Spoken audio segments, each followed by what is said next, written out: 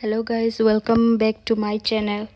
Ngasi aina haijagadriba si mangda khoina chikpa ni mangda khoina chikpa ji aphabasu lai phatabasu lai tawdabu aphabagi sarukna yamna heli.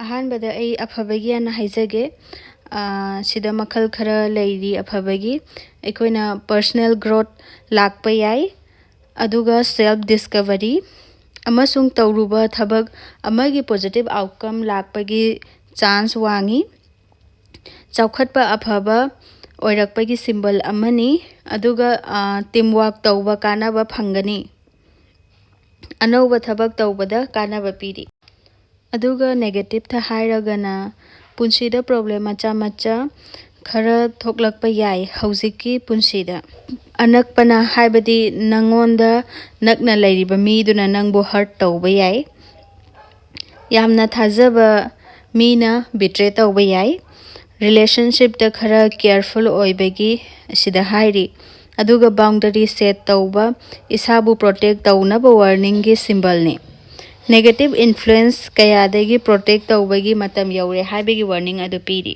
Thank you guys for watching my video. Please subscribe and do likes and comments.